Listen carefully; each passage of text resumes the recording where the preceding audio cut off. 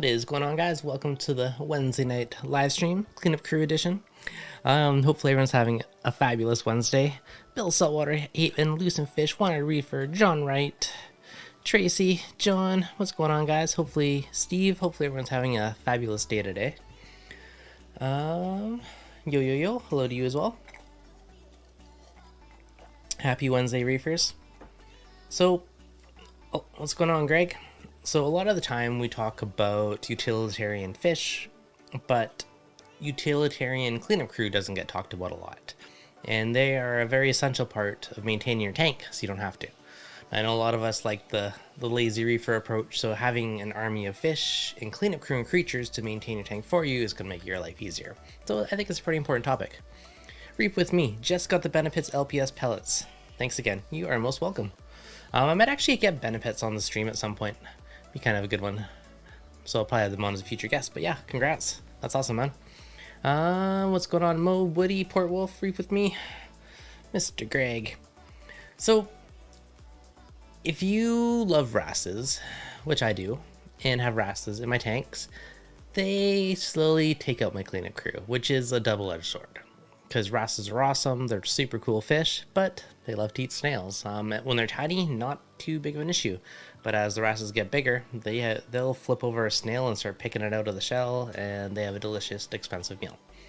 So cleanup crew is something that you need to maintain. It's something that you need to replenish over time. And that's, whether that's, replacing snails, adding some extra crabs. On that same note, crabs, hermit crabs, they will also, if they want the shell, if they're overly hungry, they'll become opportunistic. Or if they want a bigger house, aka the shell, I've also seen them take out snails so they can steal their shells after and upgrade their house. So there's definitely a level of replenishment that needs to happen. A couple of the ones that were on the cover of the stream actually was we had tuxedo urchins. Those are actually one of my favorites. Let's talk about what you're trying to accomplish. What's going on, Diamond Reefer? Hair algae is probably one of the most common pests in a tank that people complain about or they have an issue with.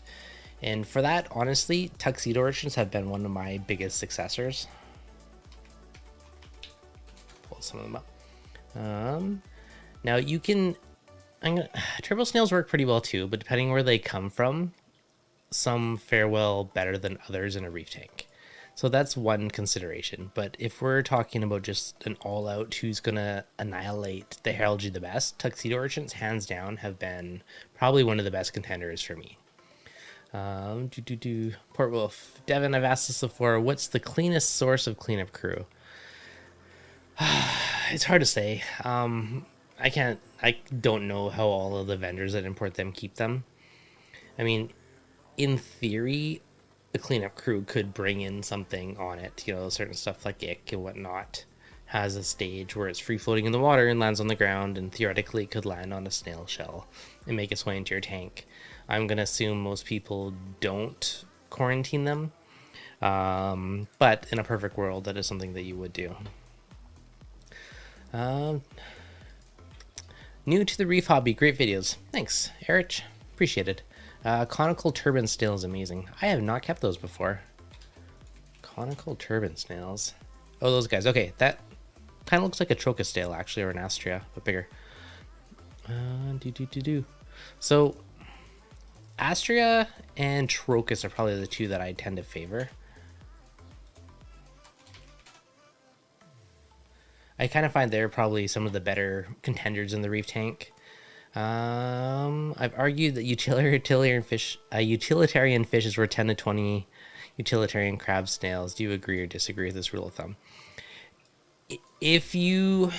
Overall, I'd say yes. You want to mix of both realistically. Like I have a whitetail bristletooth tang in the tank behind me, and that guy's awesome. He's constantly picking out the rocks. Like he does a phenomenal job. But again, they don't always eat the same things. And this is where a variety is key. Same thing, because I have a yellow tang and a whitetail bristletooth in this tank. Both great utilitarian fish. A while back, I had some funky algae in here, and neither of them would really go for it. They do a bit of picking, but not much at all. I added 2 tuxedos, and two of these guys in there, and within, you know, weeks, they completely annihilated all the algae in there. So they do a phenomenal job. Black tiger banded trochus is my snail. I've never paid attention to what type of trochus I've had. I've just generally went for either trochus or estria overall, but trochus tails are awesome. A big thing with one of them too is, you know, some of them tend to be better at flipping themselves over. And if you keep wrasses, again, that's a big consideration, because they flip themselves over and they get stuck and they can't get back. They're just going to become a snack. Do bumblebee snails eat tube worms? They absolutely do. That is probably one of the biggest advantages having these guys in a reef tank. Bumblebee snails. So these guys, they have those little tubes, and they'll actually take that tube and they'll put it down into the tube worms. So that is really, really cool. I do have a bunch of those little spiky things in the tanks. I've actually been debating ordering like 20 of them myself and throw it in there and let them clean it up for me. So bumblebee snails are fantastic. I know I have one or two in my water box, and I've never had an issue with little tube worms in it all, and I'm pretty sure that's why. All my all-time favorite conches. Yeah, conches are really cool. The orange lip or the fighting conch. These guys are super cool. Yeah, I've had these actually in both my tanks. They are super cool. And yeah, the little tongues come out, the like little aliens. Very, very cool, the conches. I find they're awesome cleaners. They literally clean up everything. That big little snorkel comes out and it just cruises around all over the tank. They're also good at stirring up your sand bed, which is another big win on that one. Erich, what's the best thing for cleaning sand for cleanup crew? Okay, so there's a couple different aspects of it. If you're cleaning your sand, one, you want your sand to turn over. Nassarius snails, these guys are great for cleaning the sand. They, most of the time in the daytime, they'll be in the sand bed. You might just see this little tiny snorkel poking out of the sand, and that's it. See if you can find a picture of that. Yeah, you can see just like a little snorkel poking out, but most of the time they're in the sand. At nighttime, or when you feed your tank meaty foods, you'll see them come out of them. Some people call them zombie snails. These guys are awesome for cleaning up the sand. They do a fantastic job. If you need hardcore sand cleaning, this one's a bit of controversial for some, but the sand sifting starfish. These guys are phenomenal sandbag cleaners, but in order to sustain them long term, you need a very large sand bed. So like a 40-gallon tank, I wouldn't say is big enough, right? You want like a 4 foot, 5, 6 foot, a big sand bed, because they will annihilate anything in that sand bed. They're ferocious feeders. And if you have one and they're looking for food, or there's not enough in the sand bed, you'll often see them climbing up the glass trying to find other food sources. Port Wolf, do you know a good source of information on breeding your own cleanup crew? That way you can avoid buying new ones. That is a hard question. I've seen snails spawn, you know, their little tubes up in the air, looks like they're smoking as they're spreading the love into the water. I don't know. I mean, I have the little tiny ones on my glass, but I don't know if they're like fully successfully bred. Yeah, I don't know. That's a very good question on that one. I've never tried breeding snails. Maybe I'll try it as a project one day. It could be fun to, it would be awesome to have it. Anything to watch out from bumblebee snails? Not that I'm aware of. I haven't personally seen any negative effects from them. Why are they called fighting conches? That's a good question. I don't know. I would assume they would fight with other ones. I mean, I've kept multiple conches in my tank, issue-free. Trochus spawn in the tank all the time. Yeah, trochus are great snails too.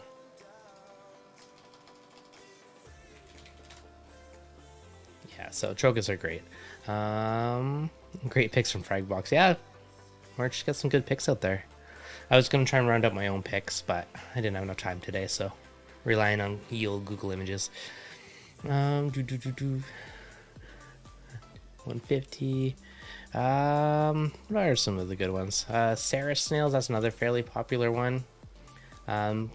These guys kind of hang out on the glass. I actually don't see them for sale as much in the hobby, but they're another one.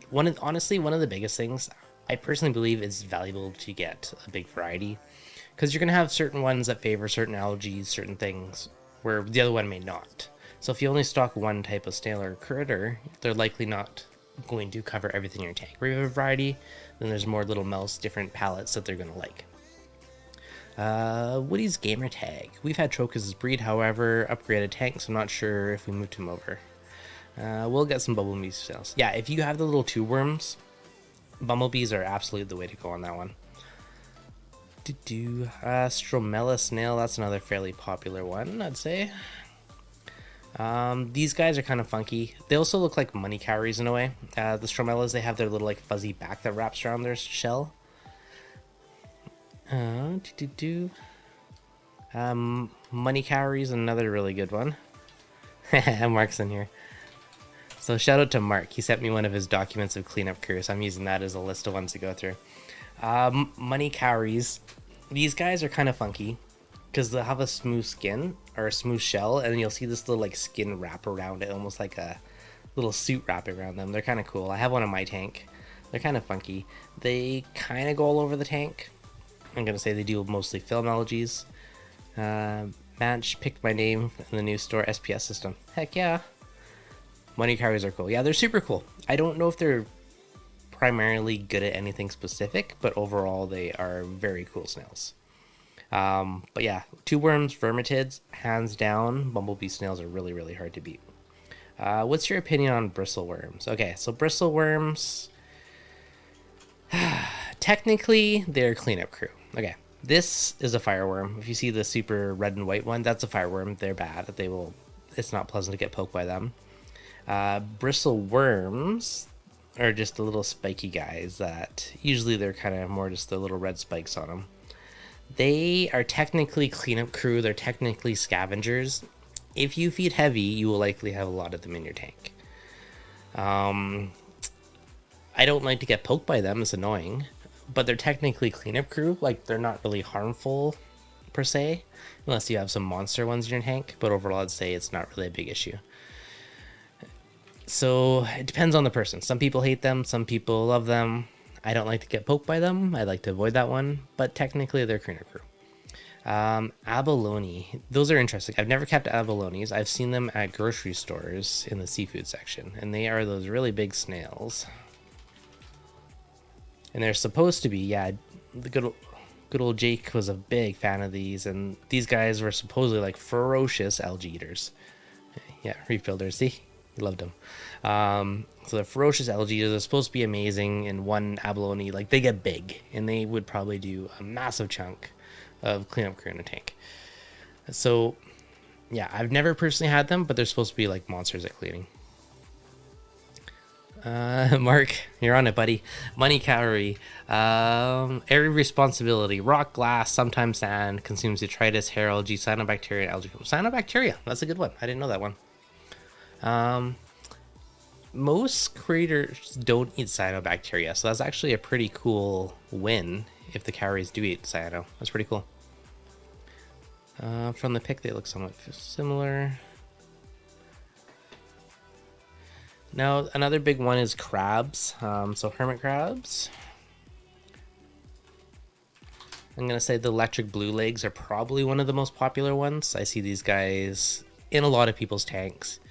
I find they can be a lot of punks. In my experience, the blue legs, I think electric blue are actually a bit different from the normal blue legs. But the blues tend to be more jerks. They tend to be the ones that will go after the snails a little more frequently. I find the red legs to be a little more docile and friendly. Like, I don't find them to be as aggressive in personal experience. But again, these guys are going to pick at algae on the rocks. They're going to go through a bunch of different stuff. What's your take on chitrons or limpets? So these are the little flat guys that go in the glass. So these guys, it's funny. I see them, if you ever go to anywhere saltwater in the ocean, you always see them like suck down to a rock. They're always all over it. I've had some of my tanks, but I've never intentionally added them. Yeah, so those are the little flat guys. I think I've had limpets, to be honest. I get these little tiny ones in my sumps. They're super tiny, like microscopic ones, and I think there's some species of limpets. They're basically just little miniaturized snails. But because they're so tiny, I mean, technically, yes, they can clean other areas. However, they also can get into equipment and other stuff. So I don't know. It's a double-edged sword with those guys for me. Love Halloween hermits. Yeah, they're super cool. 'Tis the seasons from Halloween, but Halloween hermits are super cool. I have one of these in my tank too. I think they're awesome. Again, they're fairly chill. Like they're not aggressive at all. I find them to be very chill crabs. The black and orange legs are super duper cool. Could be chitrons. I don't even think I'm saying that properly, but yeah, it definitely could be. So, limpids do eat copepods. Huh, there you go. Mark, you are on it, buddy, today. Limpids eat copepods. I'm gonna look at your document. Do you have it in there? No, you don't have limpids. You're gonna have to add it in there. Limpids eat copepods.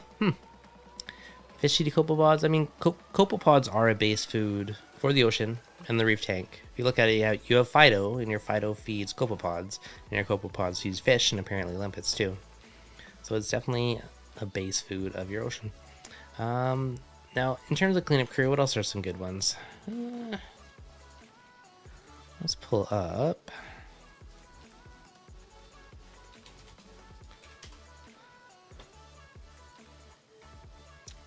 Yeah, so Trocus we covered, Nasarius, those are the sandbed ones. Crabs, emerald crabs, those are another kind of classic one. These guys, mainly known for bubble algae. Yeah, you do, Mark. They're mainly known for bubble algae, that's why a lot of people do it. They do work well for hair algae or kind of turf algae, I find they do pick at it, but I'm going to say if you have bubble algae outbreak in your tank, then emerald crab's probably one of the biggest reasons to go for one. In my experience, they have worked well for that purpose. People used to be afraid of them popping the bubble algae and then spreading. I personally don't think that's the case, but opinions may vary on that one. Ooh, lettuce sea slug. That's a good one, actually. Look those up in a bit. Hermits. Want to skim through to see if there's any other ones we missed. Yeah, I guess cleanup crew, technically, we can include shrimp. Camel shrimp are camel shrimp can eat corals. Now, I've also heard that they can be phenomenal. They're kind of like a peppermint shrimp. I've heard of people using them to clean coral off of stuff that, like red bugs and other potential acropests. So they put it in the tank and it will go through it and clean up a lot of that stuff. But they can be opportunistic and they can pick at coral, so that is something else to consider. Lettuce sea slug. Yeah, those guys are pretty cool. So I've kept sea slugs in the past. I don't know if they've had a massive difference on anything specific. With a lot of the sea slugs, most of them only eat one thing. And that's something you gotta kind of consider with that one. Like, what do we got on this one? What's March got on here for a frag box? What's the best for Aptasia? In my experience, okay, we'll get to Aptasia one sec here. Lettuce sea slug. Powerful algae eater when compared to hermit snails. Eats similar algae. There you go, lettuce sea slug, powerful algae eater. So again, super duper cool. You gotta make sure none of your fish, wrasses, would potentially eat them. But pretty cool algae eaters. I've kept one in the past just because they look cool, just for fun. But good little herbivores. Ooh, sandbed cleaner. Thank you, whoever. Sea hare. Tracy, thank you for sparking my mind on that one. Sea hares. These guys can be phenomenal sandbed cleaners. Yeah, so a lot of the sea hares will do massive jobs on cleaning the sandbed. Most people that have them have super pristine white sandbeds. Not this guy, but most people, because they do such a good job. The thing to know about sea hares is if something happens and they die, they can release toxins into your tank. So you got to make sure you don't have any fish that are aggressive and harassing him, because that could end into trouble. But they are phenomenal sandbed creatures. Wrasses love slugs and nudies. Yes, they do. Okay, so we were talking about Aptasia a minute ago. So Aptasia, these lovely, nasty things that are technically an anemone, but a pain in the butt, and they sting your corals and other stuff. So we don't like Aptasia. They're not our friend.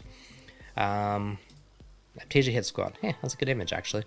Aptasia eating filefish, copperband butterfly, peppermint shrimp, and Bergy nudibranch. That's a great graphic to sum up exactly what you would fight them with.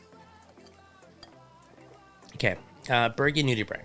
They are really cool little sea slugs. That's one of the ones that I had on the thumbnail.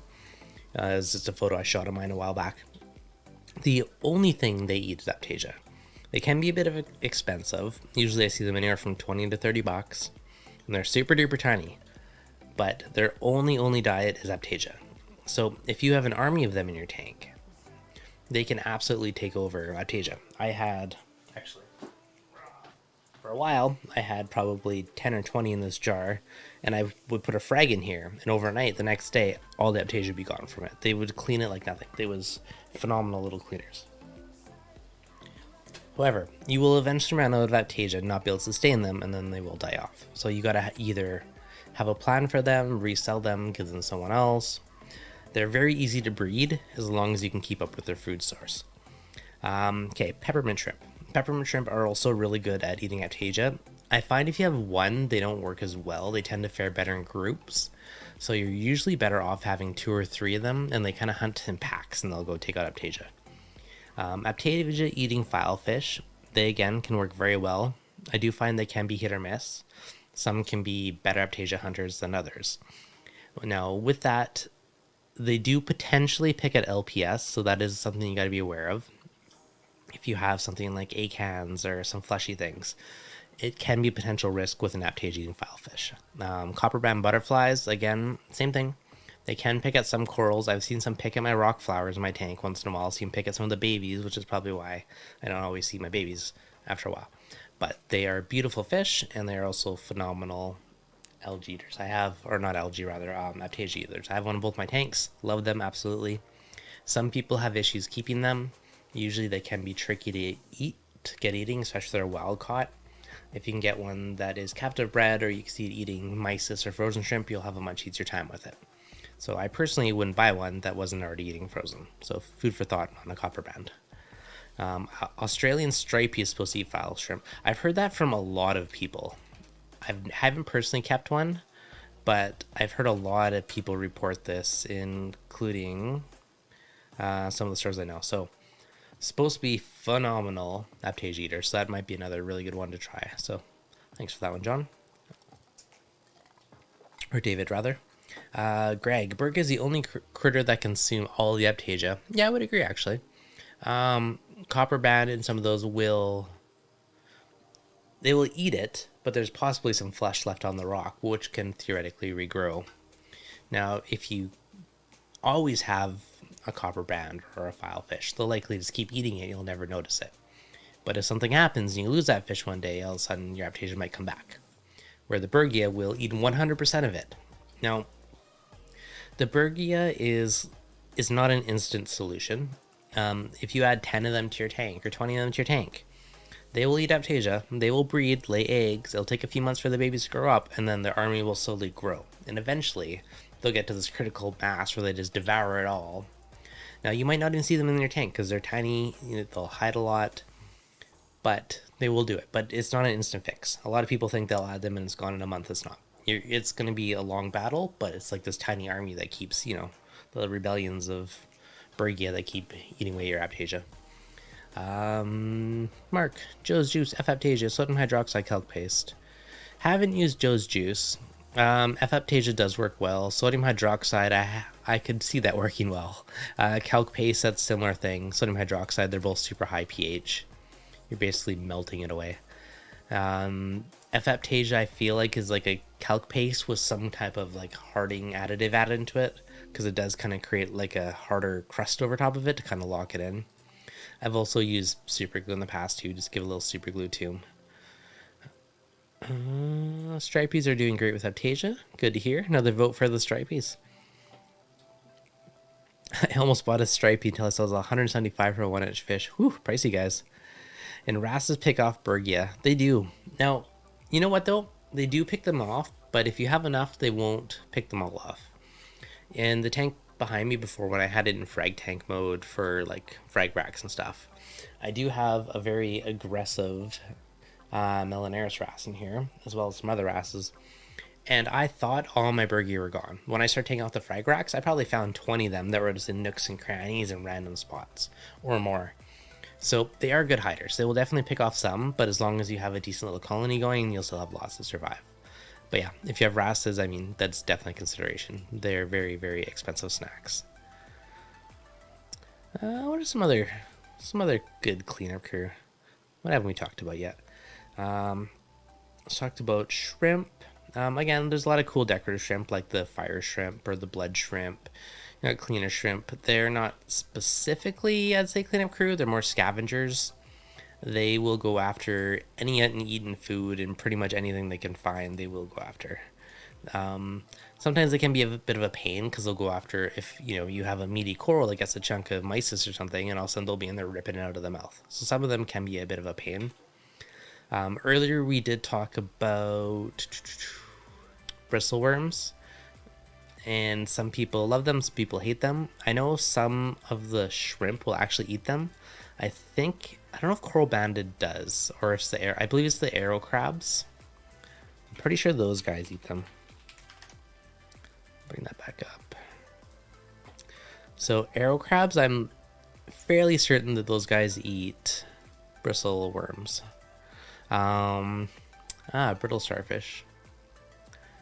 Are stripies available in Canada? Yes, I know. I did a grand opening video with them a year ago.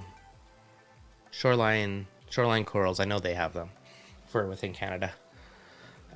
Coral banded love them. Yeah, okay, so coral banded and I believe arrow crabs will both eat bristleworms. So if you don't like bristleworms, those guys, I'm pretty sure you're hunters. Today I removed my cleaner shrimp and some shrimp from my bubble tip's mouth. Oh, it might have just been eating a molt. That is another consideration. There you go. Astrina starfish. So these guys, which could be considered a pest. These guys go all over your glass. I mean, most of them are harmless. Most of them could be considered cleanup crew. You're going to help clean your glass and just eat stuff off of it. My issue with them is sometimes, they're on your glass cleaner and potentially you could scratch your glass or something, right? It's one of these guys is wedged in there. That's the main thing that annoys me about them. The harlequin shrimp. These guys are super, super cool. The only thing they eat is starfish. So within a month or two, they will devour all of your astrina stars. But the consideration is you need to find them more starfish to eat after that. So they're super cool. I've had them in the past. I had one for months and months and months. Eventually I ran out of food for it, so I traded it to another local reefer so I could do the job in their tank. But they're amazing. I wish they ate something else, but they're super duper cool. Coral banded will eat bristleworms and are aggressive. Yeah, you can see that. So coral banded, yeah, they're super duper cool. I've never kept one. I kind of want to just for fun. Curious to see how aggressive they are, but they will probably steal food like most other shrimps. What about filter feeders like flame scallop to clean the water or large feather dusters? A big clam will absolutely do a big job of filtering your water. Flame scallops, they would do some filtering, but honestly I think they're more just because they're cool. They're more fun. They are harder to keep. Most people tend to only keep them short term, not necessarily long term. I feel like you need to feed a lot of phyto and a lot of like small particulates in the water to be successful with them long term. So if you're not feeding phyto, I feel your mileage may vary. I have kept them in the past, again, for maybe 6 months, then it eventually faded on me or fish ate. I'm not 100% sure what happened. They're called flame scallops because they got this cool little electric lines that go along the edge of the lips of their mouth. And it looks like they are like lighting up basically, but it's the proteins reflecting the light back at you. Flame scallop equal rental, yeah. Most people only keep them short term. So I feel if you want long term, heavy phyto feeding is key on that one. Sponges for filtering water. Sponges are a double-edged sword. Sponges are great water filters. They can absolutely clean your water, but some of them can also be trouble.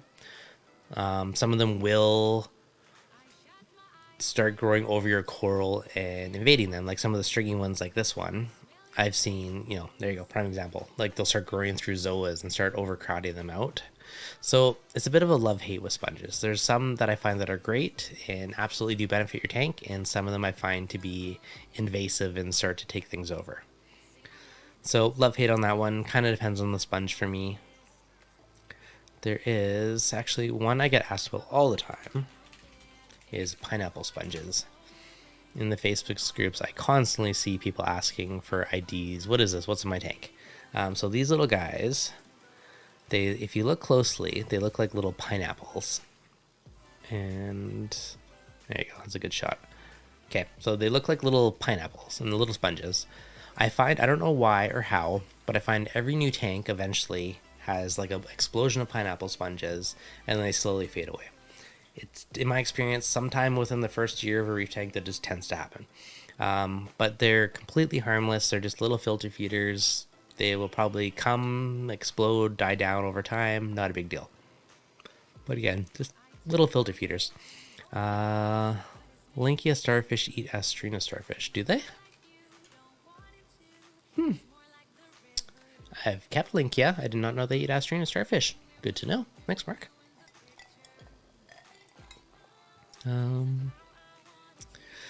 One iron reefer, get what you like, not what other reefers like. Yeah, that's true.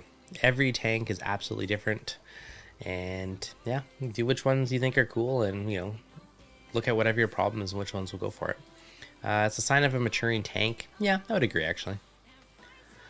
I thought I read somewhere pineapple sponges use a lot of silicas. That might be why they explode actually. If you have a large silica source in a brand new tank, whether it's coming from sand, water, wherever, they explode, they eat it all up, they run out of silica, and they start to die off. That might make sense. I've dosed... There's something called Sponge Power. I think it's from Brightwell. But it is basically silicas. And CJ, I have a ton of pineapples. There you go, man. That means your tank's doing well.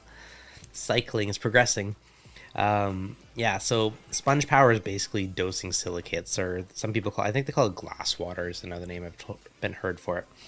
So I actually bought some a while back when I was fighting dinos, because you can outcompete dinos with silicates. So that was another aspect of it. But now I'm kind of curious to see if the sponge population explodes next time. I'm going to pay attention to this because it's an interesting one. How you doing, CJ? Good to see you, buddy. My skimmer is victim then.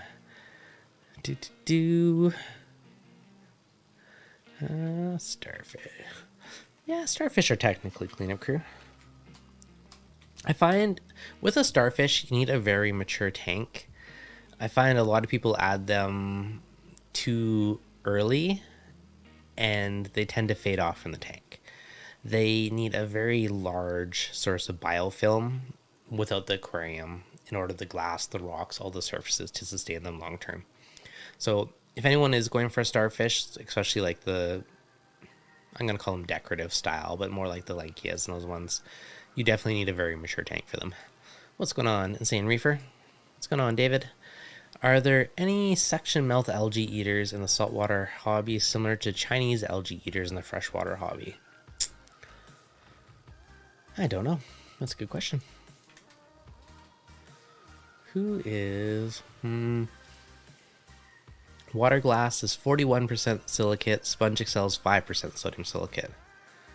Good to know, Mark. Good to know. All right, so low down water glass. What about as a cleanup crew? Which ones, John? I mean, technically, they're going to help keep your glass clean because they're going to eat all the mullum off the top of it. Lynn, sodium silicate water glass is 41%. Beware lawnmower blenny. They can get a taste for corals, but are great for removing algae. Yeah, that's the risk with a lot of these guys. A lot of the creatures that are really good at eating algae or something also have a taste for other stuff. So, example, copperband, butterflies, filefish, great aptasia eaters overall. However, I've seen them eat acans. I've seen them eat, different types of meaty corals.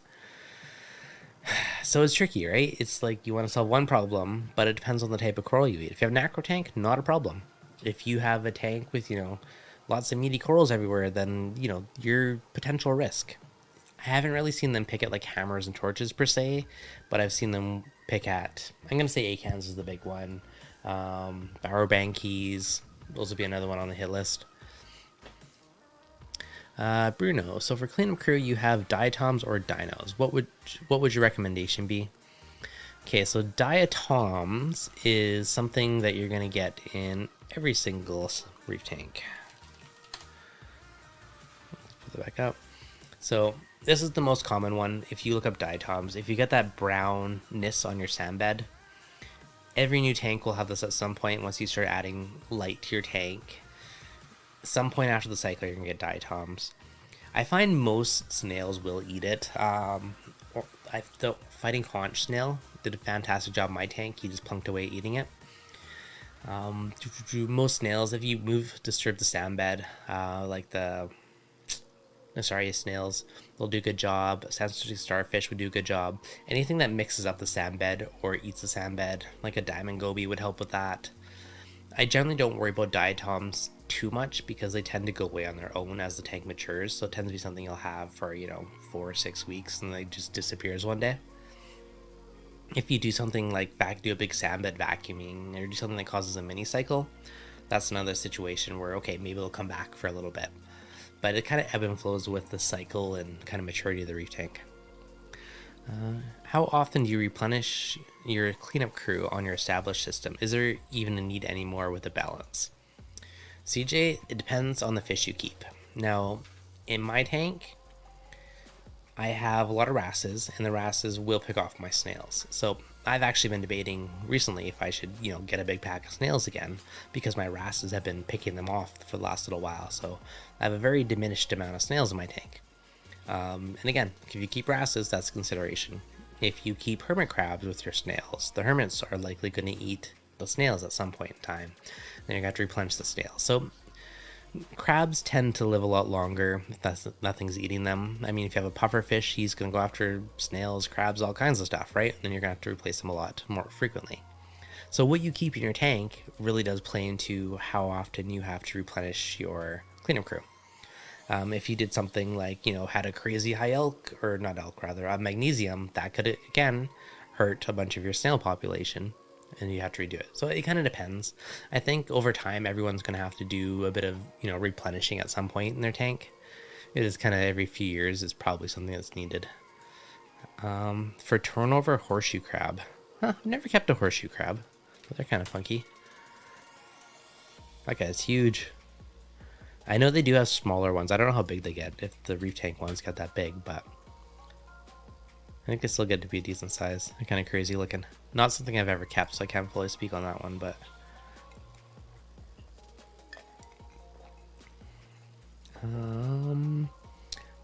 using accuracy 1 by 2 little fishies. I have not used it.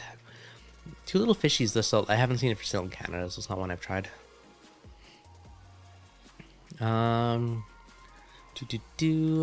Silica doesn't register on a TDS meter. Yeah, that's probably true.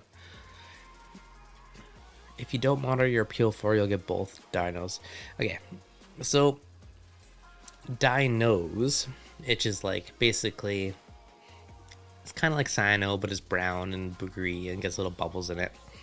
And I find that one tends to be, a lot of people theorize that it can happen from a lack of nutrients. Now, bottoming out NO3 or PO4 is one of the theories. I don't know if that's 100% true, but that's kind of one of the current running theories. Now, if you get it, it is a pain to deal with. Not a lot of things actually eat dinos. If you have the photosynthetic kind, that one, UV sterilizer can absolutely help.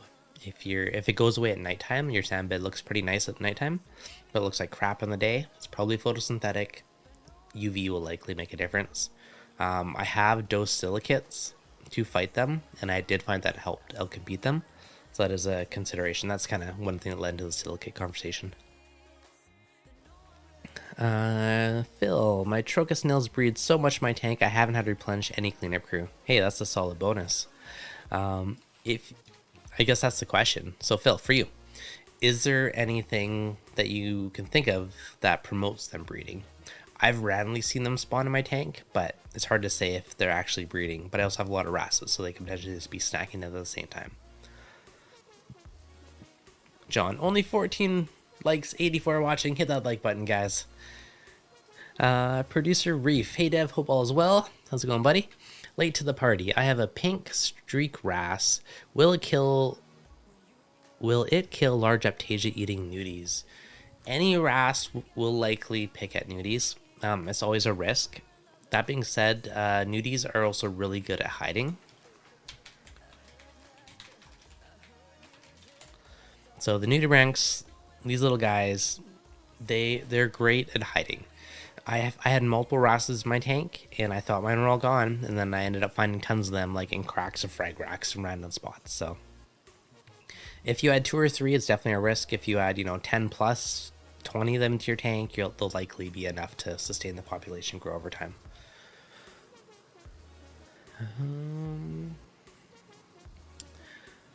Mark, 5 species of dinos we deal with in the marine. It's believed that dinos can consume the nutrient will cause the crash. One causes a large disruption in the microbiome. Yeah, it's definitely whether dinos cause it or the result of it, but yeah, it's definitely something in the biome is off balance. Speaking of biome, I need to do another microbiome test soon. I've had one sitting on my desk for like 2 months. What's your favorite kind of cleanup crew member? It depends what you're doing. I find for hermits, I like the cool ones. Like I like the red and the orange leg. I find the blues to be jerks. The red and the orange I think are cool. I like the Halloween hermits. For snails, I kind of like Astrea and Trochus. I find those two I tend to favor. And we'll usually have like one larger turbo, but they can be bulldozer and knock stuff over. If I'm fighting like a turf algae or hair algae, in that case, I think tuxedo urchins are the best. For just like an all-around general cool one, then I'm a big fan of the conch snails. So it kind of depends. Phil, I put a bunch in my sump. Maybe being away from wrasses is key. Probably. I didn't do anything special until I saw smoke in the main display yesterday. Awesome. I have I don't know if I can find it without being logged in, but I have one I posted on Instagram a while back, and this is one. It looks like he's holding a little like wand up in the air with smoke coming out of it. It's hilarious. Looks like a little wizard. What are the best cleanup crew? Can't forget husbandry in our tanks. We are the best cleanup crew. I mean, hey, that's the thing. We can do it, or you can get the creatures to do it for you. Realistically, it's a mixture of the two, but if you have a good cleanup crew, it's less work for you, which is a win-win in my opinion. How bad are the microbiome tests sent out from Canada? How bad are they? Well, I wouldn't say they're bad. I mean, shipping's never fun, but you don't need to really overnight it, so you can just do the cheap shipping. So I've done just the whatever Canada Post one for $12 and it works. If you know when they're sending their tests in, you could just time it like a week before and it all works out. Yeah, that was a really cool shot. I'll have to find that one later. But yeah, no, I do have another microbiome test, and I tested my tank over a year ago, so I'm curious to do it again and see how things compare. And, just see what changes over time. Because I think on its own, it's harder to see the value, but I think long-term is going to be kind of cool to see how things morph as it gets more advanced. Mini Pacific combined mini conch are probably my favorite. That's a very specific name. Let me Google these.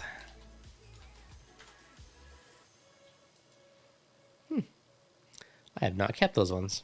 They look cool. The orange lip fighting conch are the ones that I've mainly had. These tend to be the ones that I've had in the past, and they've been fantastic little cleaners. They always crack me up because you look and you'll see like the little eyes and their little nose coming out like little aliens.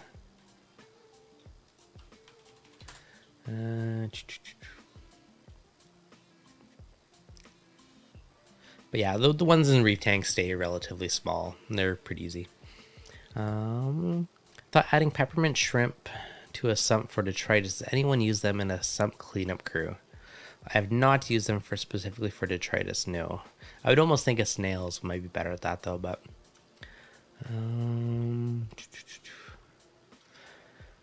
Mohammed just finished setting up my equipment. Now, do I put my refugium before the skimmer or skimmer then refugium? I personally always put skimmer and then refugium. Mainly because I don't want Chaeto, little strands of it going into my skimmer and messing with the pump. that, and if you have copepods and stuff, they'll live in the refugium, and you don't want them going through your skimmer as well. So I personally always put skimmer first and then refugium in my systems. Copepods will get sucked into the skimmer. It's possible. Yeah, so skimmer first will be my personal opinion.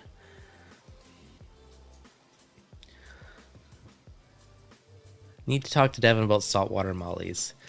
I've never tried saltwater mollies, but a lot of people have told me that they are phenomenal little algae eaters. So hair algae is one of the main ones I hear it for, but mollies are cheap. You get a freshwater one, and over a few weeks you can acclimate it and slowly increase the salinity and acclimate it to salt water.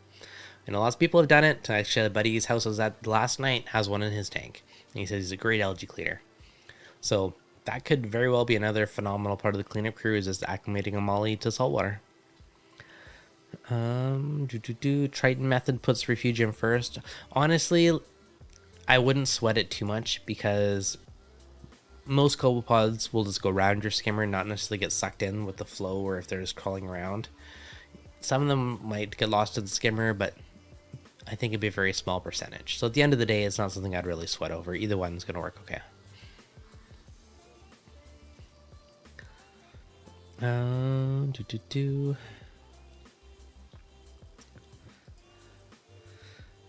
Breeding shrimp is a project on itself. I've tried it actually. In the early days, I think it was cleaner shrimp or peppermint shrimp. I think it might have been a regular cleaner shrimp, but they had eggs and babies, and I tried to raise them, but I had no dice on that one. But it'd be fun to try and do. At some point, I'll do it again. Love from Australia. Thanks, Juice. Appreciated. Gina's Reef. Welcome. What's going on, Gabe? From Australia. You guys probably have some pretty cool coral selections in Australia. I know it's a trade-off, because stuff like acans or micromusas, like you guys get some sweet selections there, but I know it's hard to get other stuff. It's always a trade-off, but it's cool to see different parts of the world, you know, what kind of access you have to certain corals. Have you tried abalones? I have not. They will eat bryopsis, hair algae, etc. Will decimate macroalgae. I have to supplement with nori once they clear everything. I 100% believe that. I've only seen abalones for sale in supermarkets, and those guys are the cold water ones. So I don't think they would last in a reef tank. I think you need the tropical abalones, which I have not seen for sale personally. John, do you vacuum your sand bed often? I would say not. Every 3 or 4 months I'll randomly vacuum my sand bed. That's probably about half when I actually do a water change. When I have auto water changes set up, I'm more of a slacker on doing the sand bed. Without them, I actually did a water change like 2 days ago on the weekend, and then for that was a few months, but I'm gonna say every 3 or 4 months I'll be motivated and I'll fill up like a brute can, and I'll actually use that as an excuse to vacuum the sand bed and do a proper water change. Mainly because there's a lot of nutrients, a lot of fish poop, there's a lot of junk that builds up in your sand, and yeah, that's one of the main reasons I just do it periodically, a couple times a year. The conches stay around ½ inch and propagate themselves readily. That's handy. Saltwater mollies are great green hair algae eaters, and great to see a fallow period is over. Acclimating them can be tedious. Balloon mollies are the easiest to acclimate in my experience. Balloon mollies. I'm not in the loop on this one. I have not heard of balloon mollies. Oh, those are funky looking ones. So apparently that's what balloon mollies look like. I've only seen people do it with the black mollies. Scuba Steve. Steve, haven't seen you in ages, buddy. How you doing? We have abalones at work. I think we have 2 right now. I've had them for about 2 months. So do they live up to the standard, Gina? Are they phenomenal algae eaters? Hit up Canada Corals or J&L Aquatics for tropical abalones. All right, Peter. I know them both. I will check out one of them. I'm curious to try one, just because I've never had one. You do water changes on moonshine method? Periodically. Every few months I do water changes for good measure. Okay, here's the thing. Some people are like, no water changes ever. And some people are like, I do water changes every week or 2. Great. Water changes are a good like buffer or like a safety net. Because over time, something nasty is going to build up in your tank if you never do a water change. So I like to do them once in a while for that purpose alone. Like if you're, during good old pandemic days where everyone's using gallons of hand sanitizer, you put your hand in your tank. Some of that sanitizer is likely leaching off into your tank. If you have air fresheners in your house, some of that stuff gets in your tank. In short term, not a big deal.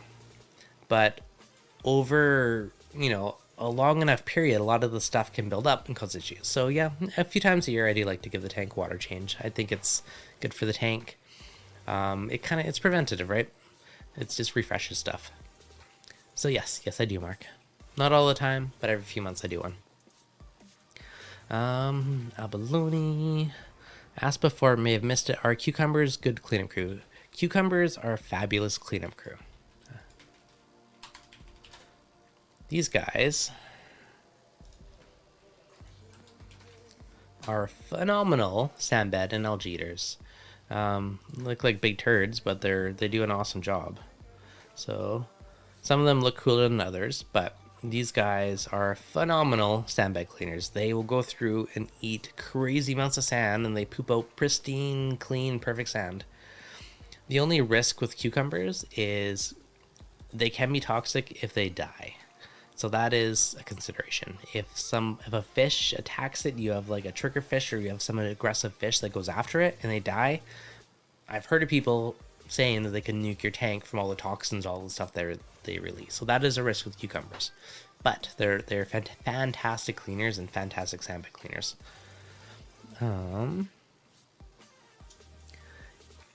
Is it better to disturb your sandbed with a turkey baster to go to the skimmer? Also, someone uses an air pump over their power head to get rid of detritus for an hour. I think what you're talking about there, John, is kind of what they're doing with like bubble scrubbing.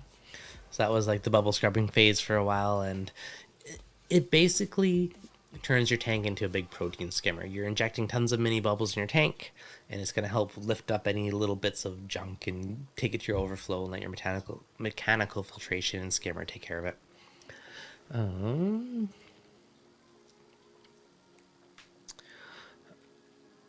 just haven't had them cause a tank crash. They also haven't gotten demolished by a pump. I picked a species that lacked the twos for discretion. Yeah, fair. Surprisingly, I found abalone here in Los Angeles. $20, not bad at all. Very elusive, only comes out at night and mows down algae on the glass. Does a good job of maintaining. Actually, question for you guys. Who, in your experience, is the best cleaners for keeping your glass clean? I find most creatures are great for the rock and the sand bed, but at least in my personal experience, I still have to clean the glass every couple days with an algae cleaner. I haven't found any magical cleaners that keep my glass pristine yet. Like, there'll be a nice clean streak, but not enough to, not clean my glass. It's probably a pipe dream, but I'm curious if there's any big recommendations for anyone in there. Phil, I avoided hand sanitizer just because of the tank. Yeah, no, I feel you, man. Continuous water changes when one of the dosing pump randomly fails at 2 a.m. Whew, yeah, that's sketchy. I lost track of the amount of your videos I've watched and always wondered. Not clinically related. With water changes, do you match alkalinity, calcium, magnesium levels when mixing your station before or after water change? No, I do not. When I'm doing a water change, in general, I don't do a big enough water change for it to matter. So even the other day, I did a brute container, which was a 32-gallon container. It's probably filled up to around 25 gallons. That's 25 gallons on 200 gallons, so that's a 12.5% water change. So even if the parameters were vastly different, it's not enough to cause any big swings in my reef tank. It'll cause a bit of an effect, but not a massive one. And that being said, I also tend to pick salts that are roughly within the range of my reef tank. So I kind of keep, shoot for, 8 to 9 of elk. So I look for salts that are within that range. I don't worry about calcium mag as much, more just alkalinity. But that's kind of one of the main things. So whatever you keep your reef tank at, pick a salt that has a similar alkalinity level, and then you don't have to worry about swings as much. And again, if you do smaller water changes, the impact is very minimal. If you do a massive one, then yes, that can potentially cause a swing if you use something with a vastly different parameters. Gina's Reef, some cucumbers are sandbag cleaners, some are filter feeders. Very valid point. We have in Florida, which clean the sand, and sea apples, which are filter feeder. I guess a sea apple is technically a cucumber. I never thought of them as sea cucumbers, but you're probably right on that one. They look really cool. Sea apples are super cool. They're really neat looking, like they're funky. Like some look like little hearts and they look like little funky, but they are most definitely filter feeders, not sandbag cleaners. You basically can tell by the mouth with all those frillies, because they'll have to catch all the stuff in their little frillies and bring it in and suck it into the middle of the mouth. But yeah, sea apples are pretty cool. Good point, Gina. Margaritas keep the glass clean after a good scrub. Yeah, margaritas are pretty good. Currently cycling my tank. Should I feed the cleanup crew in the early stage of my tank after introducing them? You likely should.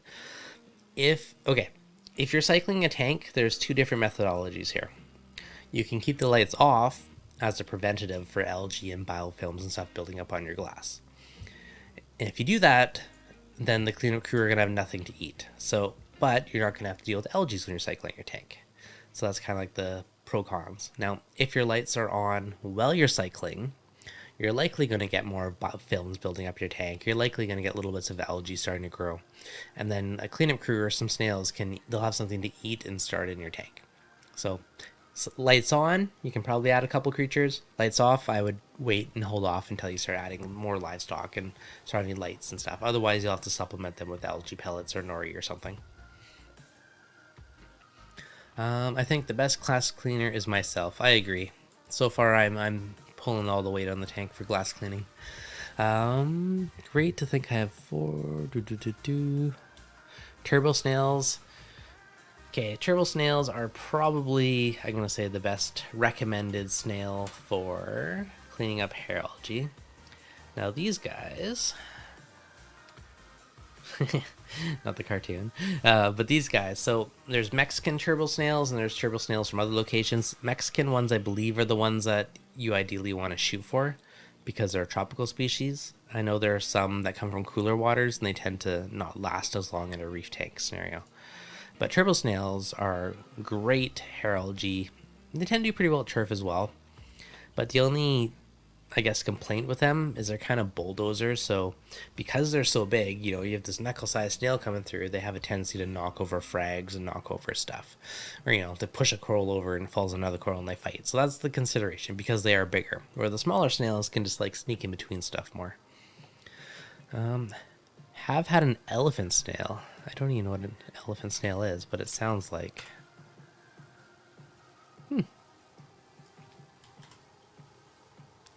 I think elephant snails are freshwater, not saltwater. But I believe I've had those in my freshwater days. They're like a giant stromatella snail, commonly confused with keyhole snail.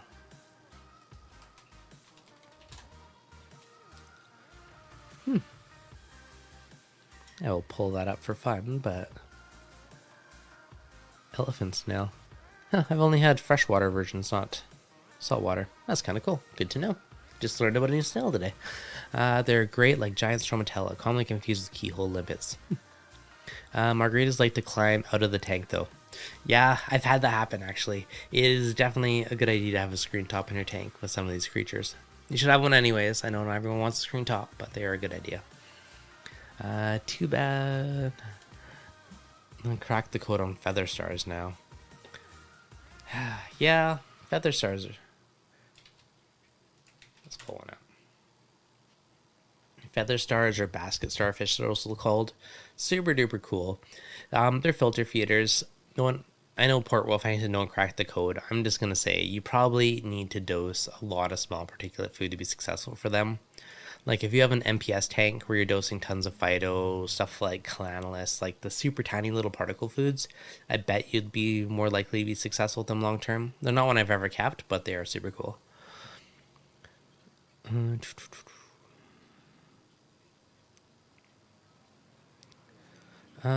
I find urchins to be a pain knocking off frags.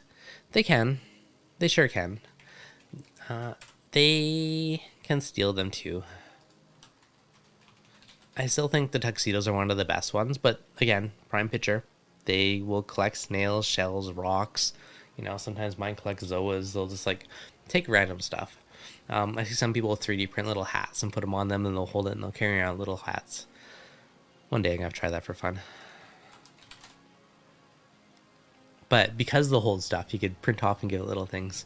It's kind of fun and cute if you have kids. I feel like I need to try this now. But yeah, they can knock stuff over if your stuff's glued down, but I still think they're one of the best algae eaters if you have a glass tank. If you have an acrylic tank, their little teeth can potentially mark the acrylic. So that is a caveat. Got to throw it there. Very much saltwater, great stream. Thanks, Chris. Appreciate it. Check out some of the more dedicated systems. MPS systems in some cases host crinoids. Public aquariums are the place to start with those. Just got the one of the floater. I'm out of loop on that one. Too much chat to catch up on. Alright guys, what other ones? Any other good cleanup crews that we haven't talked about that you guys think is worth mentioning? They will eat your coralline algae. Yes, they will. That was something originally when I first got an urchin, like 7-8 years ago. I remember seeing where they were on my rock. You have all this coralline algae, and there's this white line in the middle of it where he went through it because he just, my mom eats all our coralline algae. So it was kind of funny to see that at first.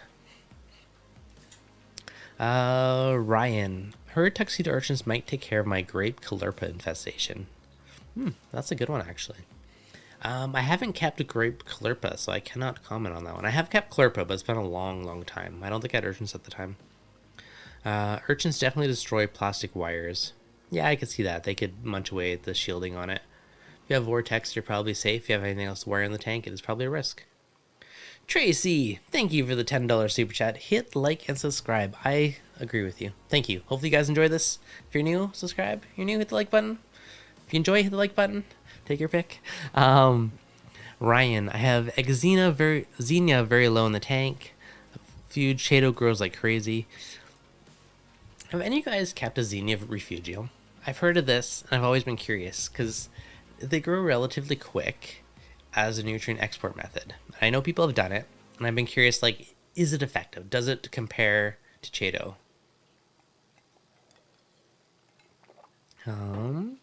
All the mollies in my tank made a bunch of babies. There you go, Producer Reef. You are now breeding saltwater mollies for algae eating. So if you have an algae problem, add a couple mollies and they'll might be a self-fixing issue.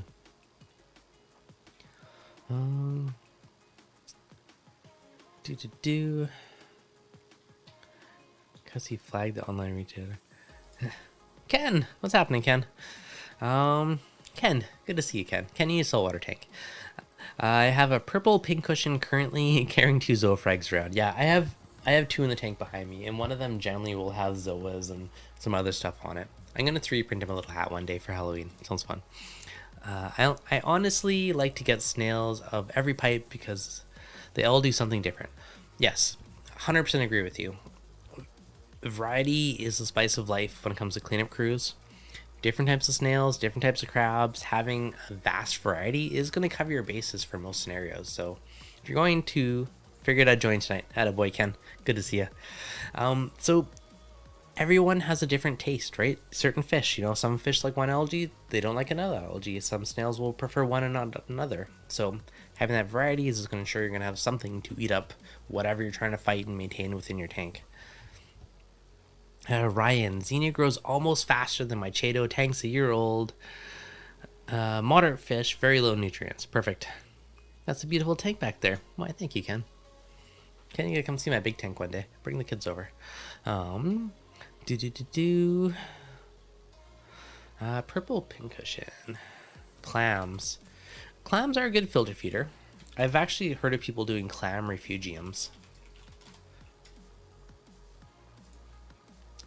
I know if you keep a lot of very large clams, it can definitely do a fantastic job. I've seen some people have, a refugium with like 3 or 4 clams in it. There was one, I think it was Manila clams maybe. There's one I saw someone put a ton of them in the refugium and it actually worked fantastic for filter feeding. I don't remember what type of clam it was, but if you have a system, clams are awesome. I mean, if you could pipe a clam tank into a main tank, it'd probably do a great job of filter feeding for you. My urchin just ate my coralline. Not any algae, John? But yeah, clams are really cool. I've also heard people doing mussel refugiums as well. Not very common, but not the type of refugium I'm looking for. So it's definitely something that is possible. Clams, any of those guys are going to filter massive amounts of water through them, and it's going to improve your water clarity. So the penavirids have been used to effect as well. Penavirids, I do not know what those are. Oh, they're a type of mussel. Viridis. Haven't heard of those, but apparently those work well as well. So I have actually heard of people buying them from seafood markets and putting them in their tank and using them to filter water. The problem is, again, like some of the abalones, that they come from cold water and not tropical. In that case, they don't last, and that's one of the bigger issues. How do you go about light acclimating clams? It depends where it came from. If you have a baby clam, say sub 3 inches, they are mainly filter feeders. They'll primarily feed on Phyto inside of the water. The bigger the clam gets, the more it relies on photosynthetic. So generally I just put them down on the sand bed, and I've had like football sized clams that I just had on the sand bed, and they did well down there. They're happy. Smaller ones that I'm putting on the rock, I might put it lower on the rock and just move it up over time. But it also depends where you get it from. If you get it from somewhere you don't know, then it's best to start off lower. If you get it from somewhere that already has a highlight tank, then you could probably put it up higher in your tank and not worry about it. Does Xenia take out iodine like Chaeto does? I'm going to assume it does, but I'm not 100% on that one. Refugium light 24/7. I don't. I usually give it a little bit of a rest. Some algaes need a break. They can't, like a hair algae is a simple algae, and a turf scrubber can be 24/7. I don't 100% know on this one, but I have heard that Chaeto does benefit from a rest period. So generally I run my reverse light cycle of my aquarium. So if I run my tank lights, say from 8 in the morning to 9 at night, then I'd probably run my refugium from say 9 or 10 at night till 9 or 10 in the morning. So how long you run it for, it also depends on your nutrient levels. If you have really high nutrients, I'd probably run it for say 16 hours. If you have low nutrients, maybe you only need to run it for 6 to 12 hours. So I kind of use the light intensity and duration as a bit of a driver to how much export I needed to do. Those are the kind of few considerations. Enough clams and you'll have to dose phosphate. Yep, that's the thing. Back in the day, all we had to do, our filtration sucked. We had to do all the stuff to maintain it. Constantly finding stuff down. Nowadays, you hear so many people trying to up nutrients and up nitrates and dose them. It's kind of funny how things have turned over the years. All right, guys, it's been an hour and a bit. I think I'm gonna wrap her up pretty quick here. Hopefully, you guys enjoyed our random cleanup crew stream tonight. If you did, be sure to hit that like button if you're new. Make sure you guys subscribe. If you got any questions we didn't get into, feel free to let me know in the comments afterwards, and we'll hit it up on a future stream.